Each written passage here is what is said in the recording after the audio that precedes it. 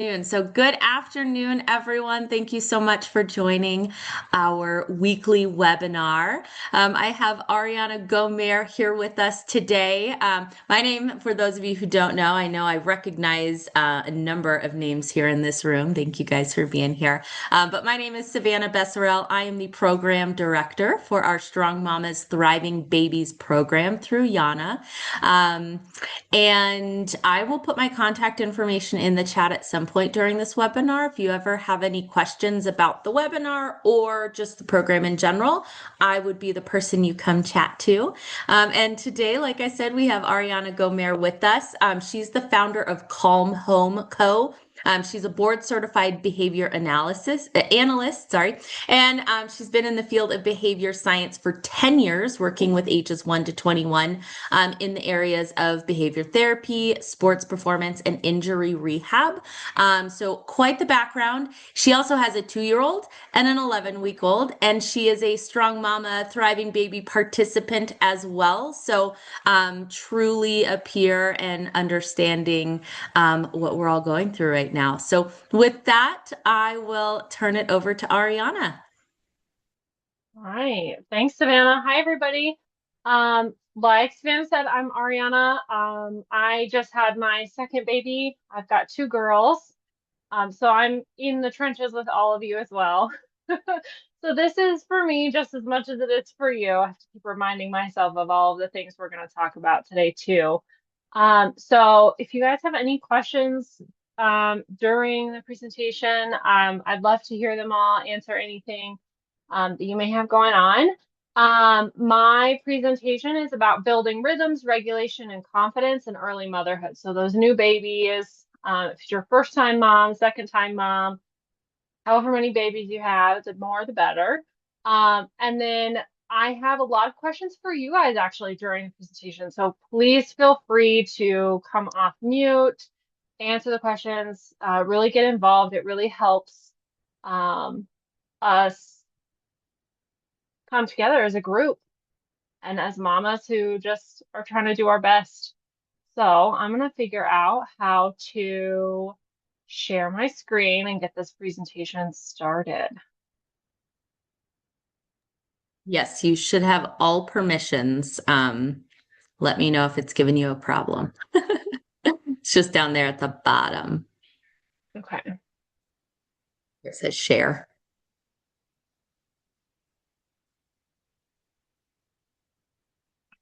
Let's see.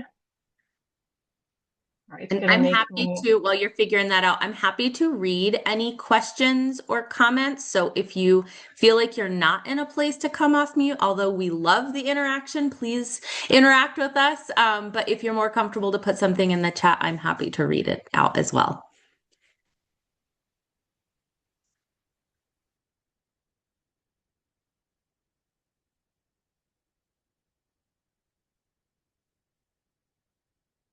All right. Are you able to see that? Yep. Okay, perfect.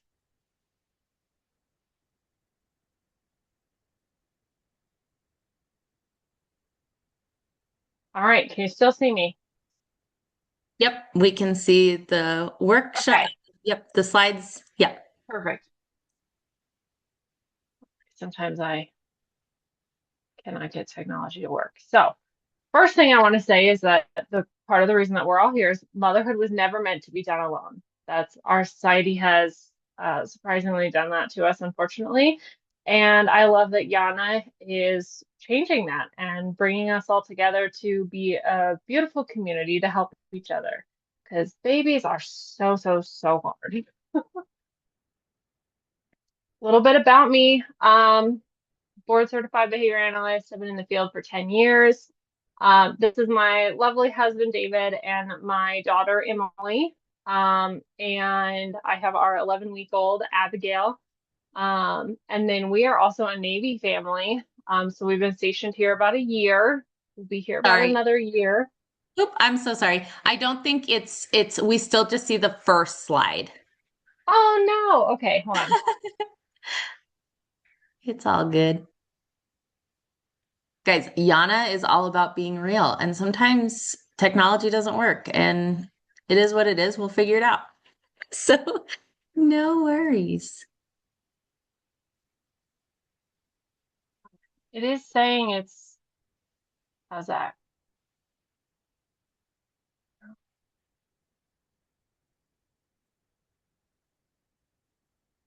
Yeah, do you have a second screen? I don't know if it's going into presentation mode in a different, because I still only see just the calm beginnings first slide.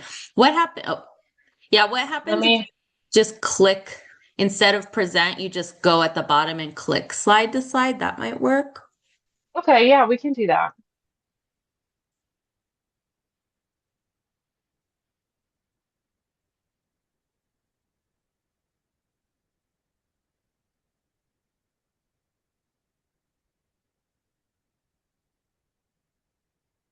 All right, how's that? So I still see the first one. Click to perfect. Okay, yes, now we can see your beautiful family. Okay, well, let's do it this way then. Perfect. All right. Yes, so Navy family. Um, and part of the reason that I created Calm Home Co. Was after my first was born. And you'll see some little pictures of them sprinkled throughout. But we had a really hard time during the pregnancy. Afterwards, postpartum was very difficult, and I had absolutely no support. So I thought, I can do something about this and I can change this. So I'm gonna do that. And I'm gonna work on this and work with moms because they deserve to feel supported. And I have that evidence-based science backing. And everything I do is rooted in dignity of the vocation of motherhood because it's such a beautiful thing. And you should not feel like you're a problem to be fixed. You are doing the most important work that there ever was and there ever will be. So that's really my passion for this, for helping myself and helping you guys as moms. So my first question to you guys is, what has surprised you the most about motherhood? If anyone wants to come off mute, please do. Savannah, if there's any chats, if you could read them Yep. out. I don't I'll want to read. touch my screen. Yeah, you're good. I'm happy to read them. While people are thinking, I can jump in with mine. Yes, Having please. multiple kids, I think what surprised me most was how different. Um, Obviously, we know as human beings, we're all very different. But those differences are evident like day one. Like every single baby is different, and that newborn postpartum, it's all different, right? So as much as I can say like, oh, I've done this 3 times, I know what I'm doing. It still is just like a new experience every time, which I just remember always shocking me.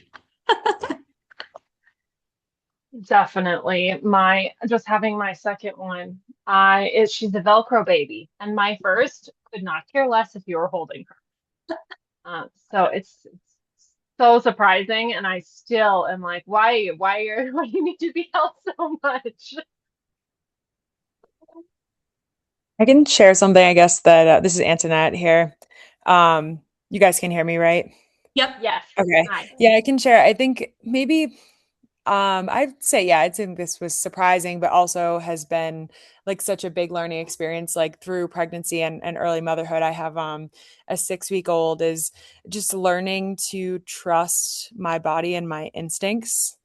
Because I do feel like, even though like I could sit here and we're making decisions or like trying to figure out what might be the right next thing to do for my daughter, I do think that you know as long as you're putting some thought into it and things like that, I think we have those instincts there. And especially like through pregnancy, like trusting my body to do what it needed to do, and to bring this beautiful life into the world. So surprising, but also like I guess maybe more of a learning experience. But that has been like one of my big themes, I guess, for myself these last months.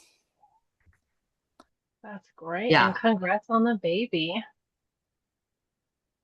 Yeah. Great Anyone point, else? Antoinette. All right. Well, thank you for Antoinette for sharing. That kind of goes into a little bit about what we're going to talk next. It's that reality of motherhood, that postpartum overwhelm. So all of us new moms, I'm sure, felt all of these. It's new motherhood is so beautiful. It's so exciting, but it's also completely overwhelming. And all of a sudden, it's very isolating and exhausting emotionally, physically. You've got that sleep deprivation. Oh my gosh, I can't even with the sleep deprivation. And that all is stacked on top of the postpartum, all of our postpartum depletion. We're struggling with that identity shift. We're a completely different person. That can produce anxiety, overstimulation, loneliness, emotional exhaustion, again, imposter syndrome. How am I supposed to take care of this little one, right? And then there's that lack of support that so many of us feel, that can force us to feel like we're failing, but you're not failing. Nobody here is failing. Your babies are happy, healthy, they're alive. You're not failing. This is a picture of me with my first baby, Emily. She was in the NICU for 8 days. We had to induce her. It was very complicated medically. And she needed some help breathing immediately. So they took her straight to the NICU. And just that alone makes you feel like you're failing, but it's so important to remind yourself that you are not failing. So going off of what feels the hardest right now for you mamas. I know right now for my 11-week-old, it's the Velcro baby. Running around with a 2-year-old and holding the 11-week-old is one of the hardest things I think I've ever done besides delivering them both. Yes. So what do you guys think? What feels the hardest for you right now with one or two babies? I can jump in again if it's kind of Yeah. quiet. I can share. So I know I mentioned we're 6 weeks in. I've got a 6 week old, and my husband had a few weeks, right after delivery to take off with me, but he went back to work after 4, and our system those first few weeks is really like, you've probably heard of this, or maybe some people are doing the same thing, but he would take care of me and then I would take care of her. And then when he started work again, I realized how overwhelming it is to also take care of myself. Like there was some of the first few days, and it's getting better every day because I'm looking for some systems, but that's what I was excited about today. Yeah. But it's getting a little bit better, but like, realizing, oh my goodness, I need to get out of the room to go eat, or like still making sure that I can like take my time to have a shower, which was like one of the things that I wanted to make sure I protected because it just helps me even mentally. Same. So and now at the point where, I'm starting to feel a little bit better, wanting to, it's easy to take her along for walks and stuff, but when I'm getting ready to maybe exercise or get some more movement, I'm like, how on earth am I going to find time to fit that in too? So definitely I think, just kind of figuring out how all these pieces work together and I can still take care of myself so I can show up for her has been the most challenging for me right now. Yeah, I definitely understand that. It's yeah, and I try and think back on what I did with just Emily, and I think, what did I do? What did I do? How did I do this? And how do I do it again? And it's different and it's hard from what you used to know. And yeah, I definitely understand you on the showers too. Yeah, I will share something that I hear a lot. There's two things probably that I hear most when at our in-person gatherings, when we share like a win and a challenge. The two top things I hear is just, and I think that's why people were excited for this webinar, is just like getting into a routine. Because even when you start to feel like, oh, I've figured this one thing out, baby goes through a growth spurt, like things change so rapidly with them. We had a mom who she came in one week and she was like, oh my gosh, this baby will only sleep if she's in the stroller. And so she was like worried because she's like, do I just drive around all the time? Because I know it's not safe to put them like, just like leave them in the stroller and, so I drive around in the car seat. Like, what do I do? And then the very next week, she's like, she will not go in the stroller. They go through Oh, these, so it's like babies. constantly changing, just Mm. growing and preferences and all of that. And the second thing we hear a lot, and I don't know if this speaks to anyone on the call, but it's the just ideas of like what comes next, whether it's, going back to work. Is it a daycare thing? Is it, like you said, Antoinette, like the partner, thing of like, how do we manage our time and who's watching her and all of that. So again, I don't know if that speaks to anyone on the chat, but I would say those are the two things I hear the most is like, when do I find a routine? And oh my gosh, I don't want to go back to work. So, Yeah. And then how do I change the routine the second that nobody follows it anymore? yes. Yeah. I can definitely share.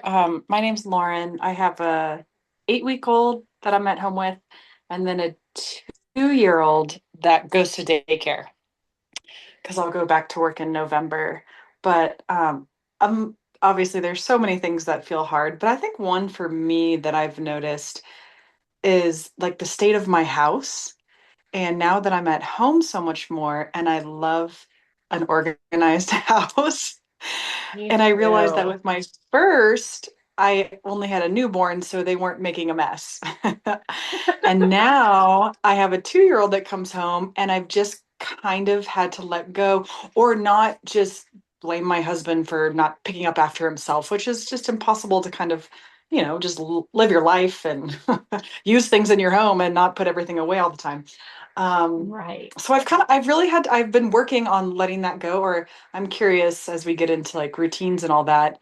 I've been trying to set aside like, okay, Mondays I can be at the house and pick up to my heart, as much as I want. And then knowing that I need to like let it go through the week or the weekend, whatever it is. So that's one that's like newly hard, I'll say, for me, having a second. Yes, Lauren, I feel you there. I love like a staged house. I love it to look nice and pretty and ready for guests. And Yes. I also have a 2-year-old, and a husband, and I'm learning to just kind of let it go. And it's so hard to change every time you have a baby, right? You have to change who you are and everything about your life almost. And it can be very difficult for that, for sure. Hmm. I can share a little bit. My name is Alyssa. Can you guys hear me okay?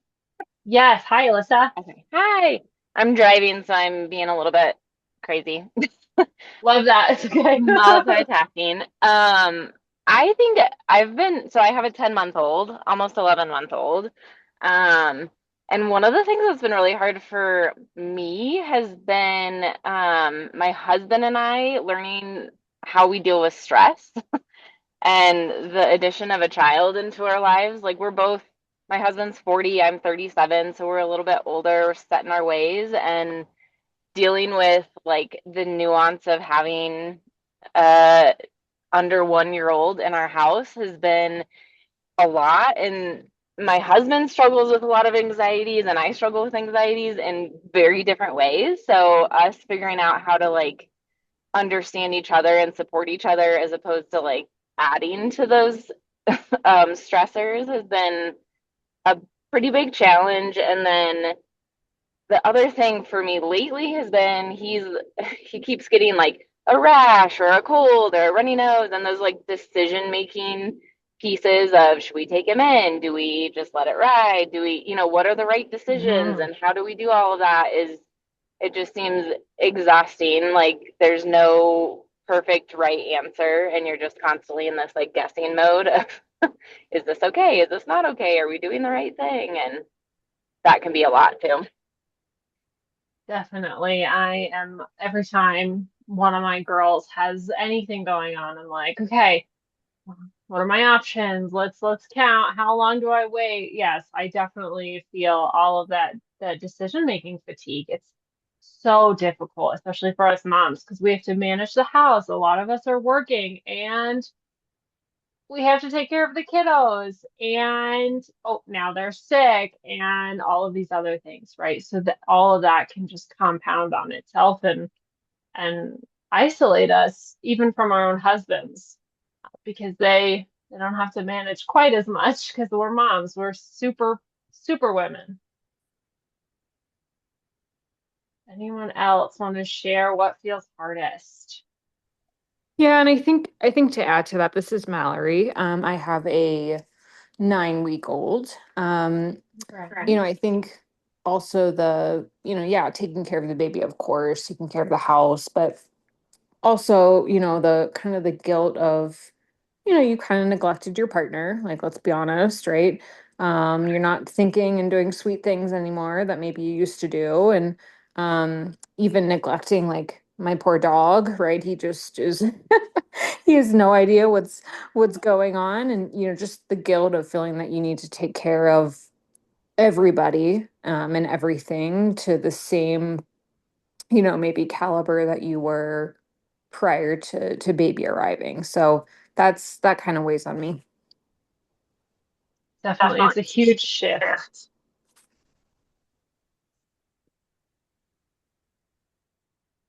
All right. Yes. So all of those are a reality is every single one of us have felt.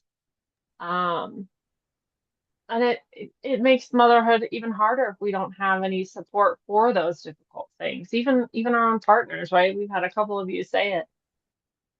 How do we manage without them? Or how do we communicate with them so that they understand what everyone needs all of a sudden? This is a new world.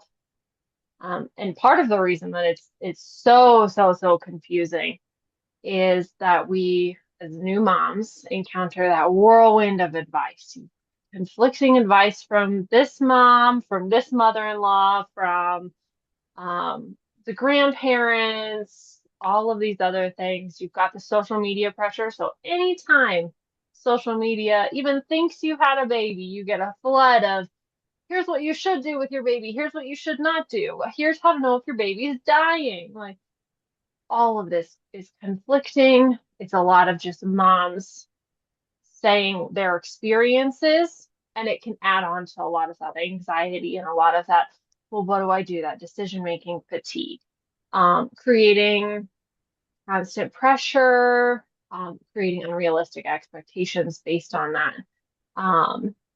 That information overload just leaves us feeling so unsure about our own instincts. We don't need this pressure. I will tell you, social media has not been my friend since my first daughter was born because of that. I get so much advice and so much information. I don't know what to believe anymore. And half of it is not true from Instagram and things like that. What we need as moms in our communities, and what I love that Yana provides wholeheartedly is that support in those realistic systems. These are experts that we get to talk to and we get access to actually find out what do I do instead of just listening to Instagram and being afraid, right? So part of what we're going to go through today is what babies really need. We're going to make it real simple. They need responsive caregiving. So those flexible, simple responsiveness. If they're crying, because they're dirty, I'm going to change their diaper, right? Really simple, diaper, sleep, feeding. That's it. That's all babies need. And they need it within a certain amount of time, right? So, if we're crying and responding and we're feeding, I'm just going to let her cry it out. Predictable routines. That's my newest one. Newborns, they all have a rhythm. It is a little bit different for each newborn. And for those of you who have multiple kids, I'm sure you can tell me, well, my first did this, and my second doesn't do this at all. But they all have their own rhythm. They all sleep, they all eat, they all need changing. So finding those rhythms can help you create a predictable routine.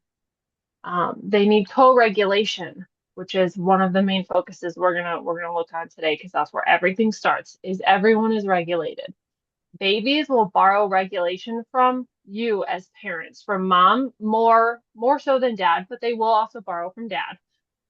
So the more regulated we can be, the more regulated the babies will be, the more they'll follow into a predictable pattern, into a predictable routine, and feel more comfortable. So ideally less crying as everyone gets into that rhythm of life, right? They need that safety and connection in order to regulate. So if they're safe, connected, if you're angry, if you're upset, if you're crying, you can't regulate, and they're on you, they're going to feel all of that. And so they're not able to do that as well. And that's actually a picture of my first daughter. They look exactly the same. I think it's just so sweet. And then babies need calm, supported parents. Us as humans always require community. Our society now is not set up for that, so we have to work a little bit harder, but it's so worth it. And that's what Yana provides us, what I love, because I'm a military family. We're Navy. So we moved here and I had no community at all. And it's very hard every time we move for me to find that community, especially now having my babies. So I'm so grateful that Yana can provide that, because we need it to survive, especially us moms, so we can support each other. The main goal of what babies need: predictability over perfection. The house doesn't have to be perfect as much as we may want it to be. We just need a predictable rhythm. And that all starts with regulation. So, what is regulation? It's the ability to respond to stress in a way that helps us feel safe, feel calm, and feel connected. When we have babies, we experience such a huge drop in hormones, in our nervous system changes. Suddenly, we're not pregnant anymore, and so our body is going through a huge free fall. And it's so much harder to regulate yourself when you're feeling depleted. We're missing nutrients, we're missing sleep, we're missing balanced hormones, etc. And missing any of those things means we don't feel, our bodies, our nervous systems don't feel safe, they don't feel calm, and they don't feel connected as fully as they might if those things were there. So going into babies regulation, they rely on the caregiver's calm presence to help them return to that settled state. They borrow from us, like we talked about a little bit before. It looks like snuggles, it looks like mama using a calm voice, looks like being rocked, being fed. Babies cannot physically produce that regulation on their own. They cannot calm themselves down. And so all of those snuggles, calm voice, rocking, feeding, you can't spoil a baby with that. It's helping them to build their ability to regulate over time. You're building, you're skill building, you're teaching your babies, even now, how to regulate. But if you, as mom, cannot regulate yourself, you're so depleted, you're so exhausted, the co-regulation becomes so much harder. The baby has a harder time learning that skill from you, right? Not because you're a bad mom, but because your nervous system is trying to support another human nervous system outside of your body while being completely depleted. So one of the greatest gifts you can give your baby isn't the perfect schedule. It's not the perfect product. It's not the $80 fancy boppy for feeding or the fancy stroller, even though those are really fun to have.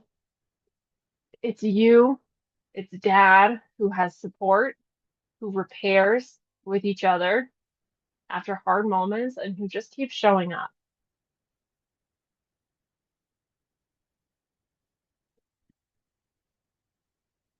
So, that being said, I'd love to hear from you guys. What support right now would help you the most? If you could have anything in the world, any type of support, what would help you the most?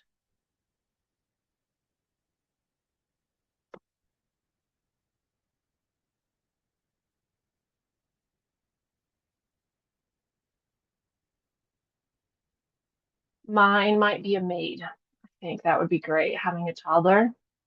I would love to have a maid so I could just play with the kids all day.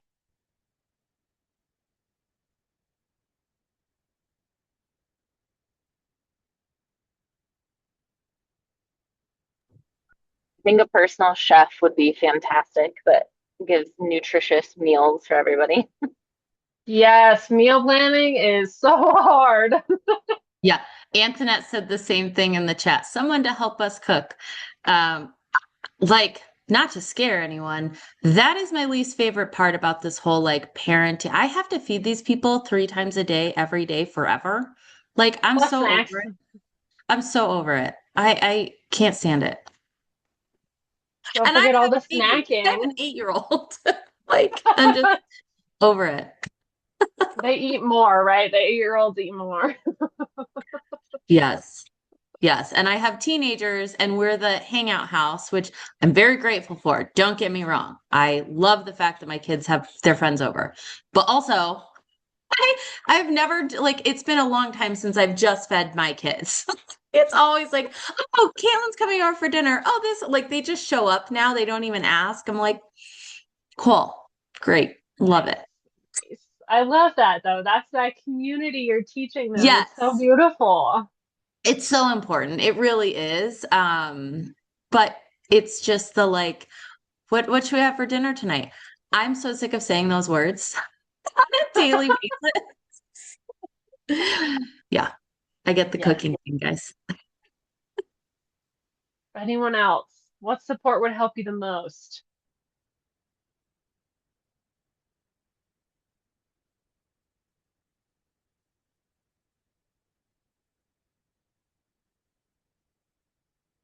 Right. Well, I have one support that I can give you guys today that may not help the most, but hopefully helps a little bit.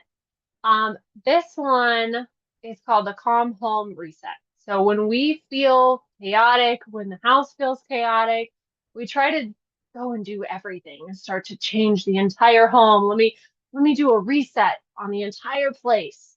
Let me make it better because that will fix the chaos that I feel inside and all around me. That's what I do. It often ends up to be completely counterproductive and can leave you feeling even more exhausted, even more depleted, even more alone. Like, oh, none of this worked, and I worked so hard to do it. I don't know how many of you were really into nesting when you were pregnant, and then it just didn't work out. I've had a couple of those. It can feel kind of weird to not have your resets work.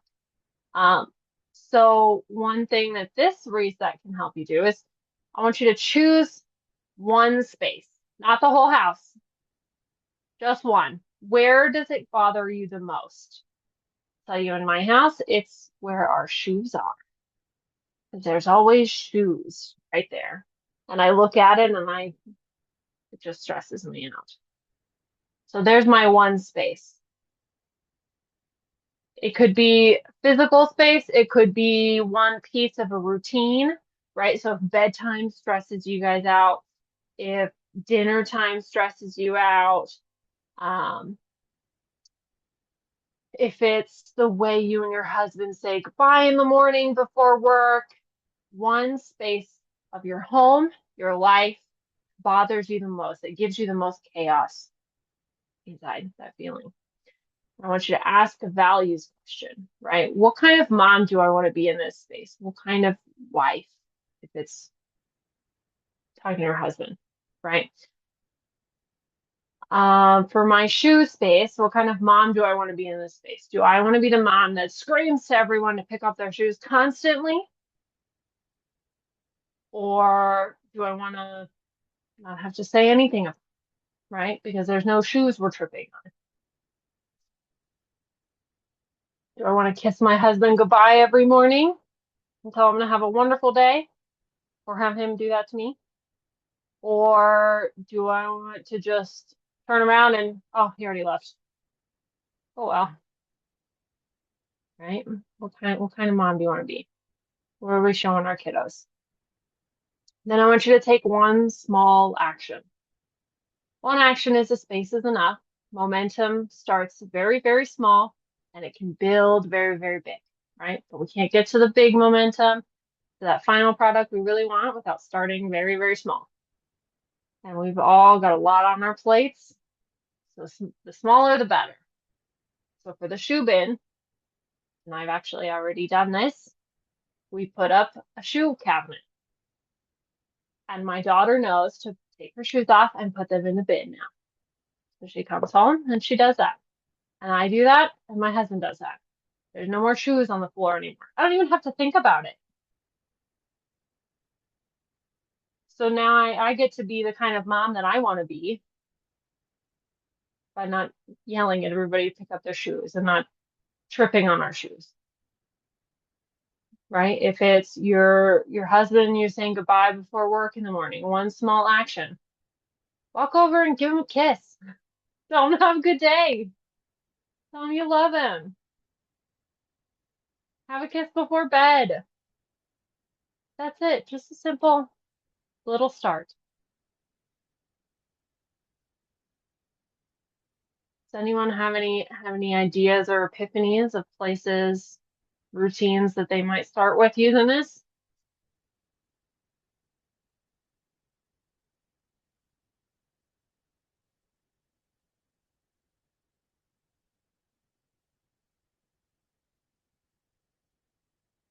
That's okay if you don't.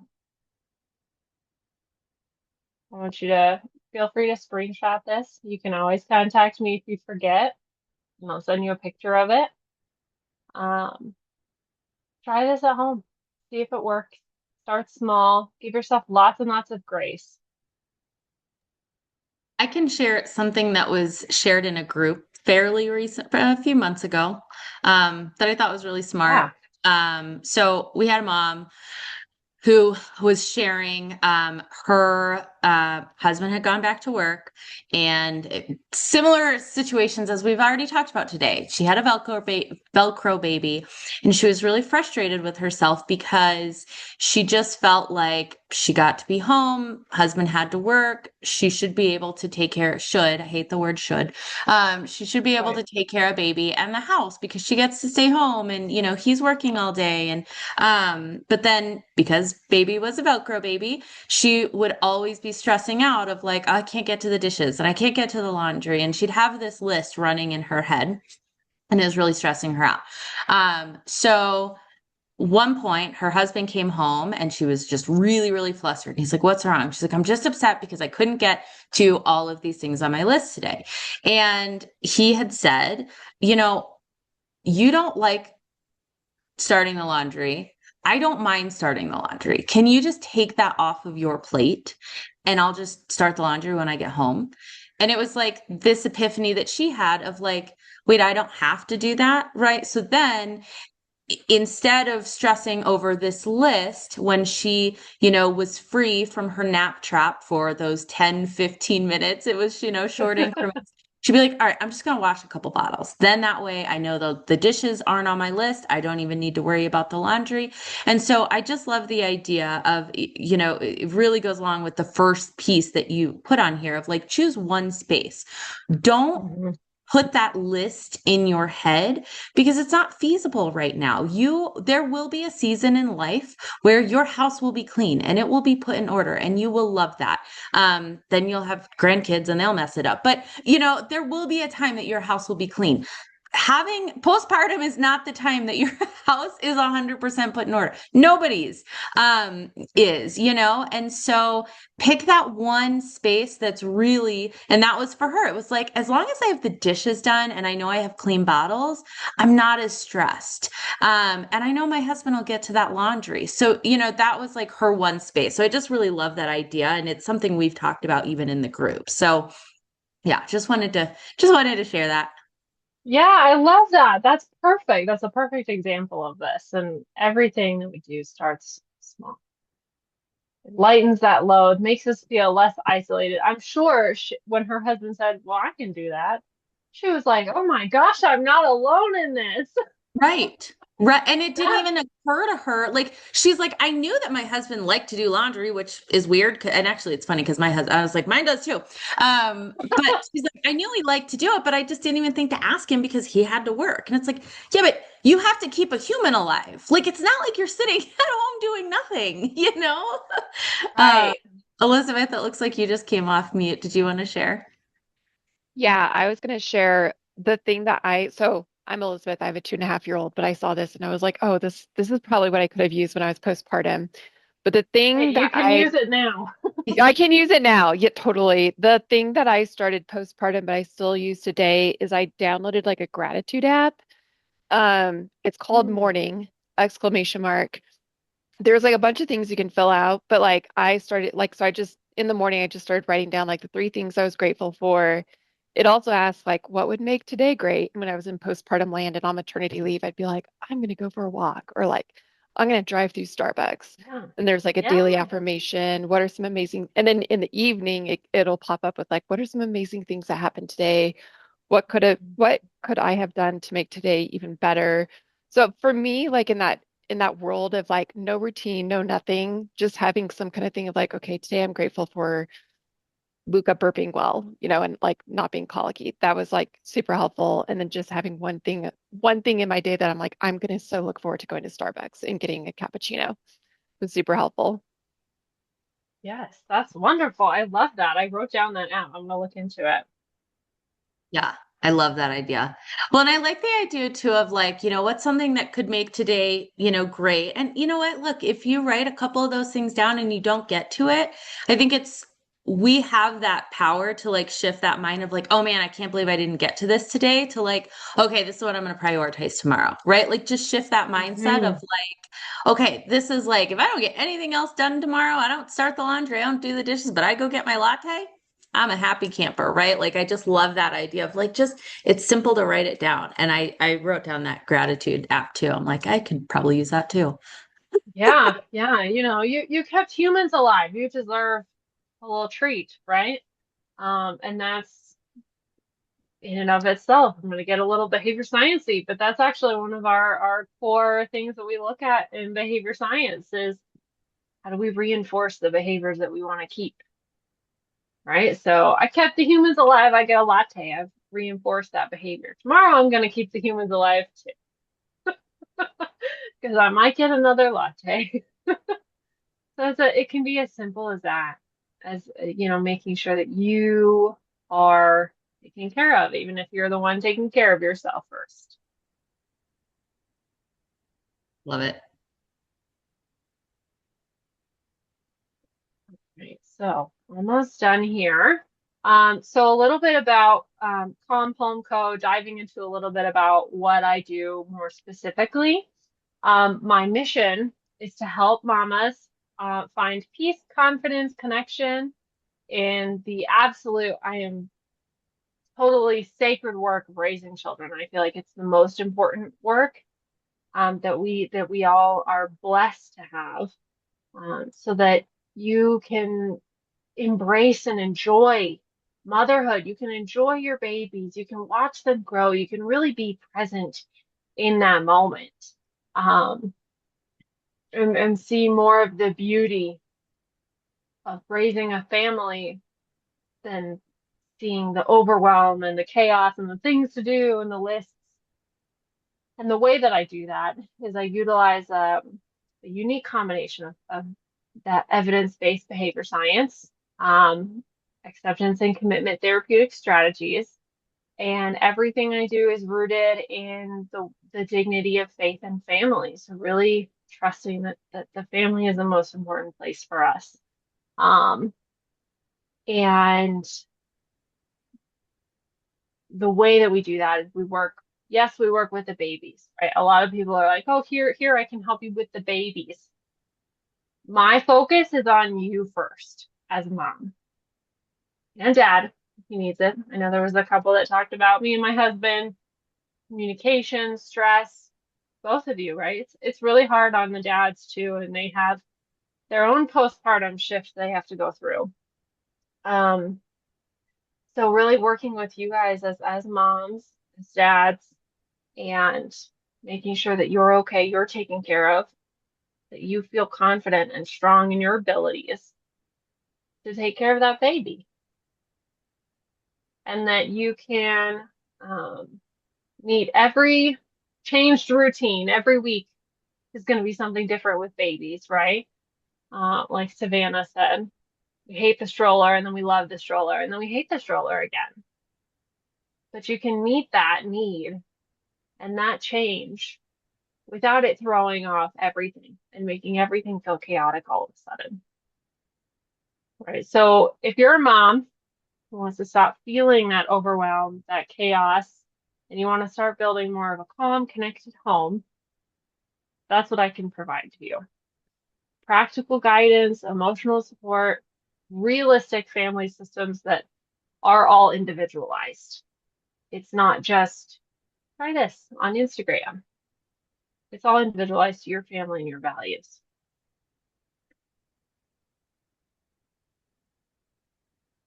All right. So thank you guys for coming, for joining me. And if today's workshop resonated with you, please feel free to reach out. This is a QR code, goes to my website.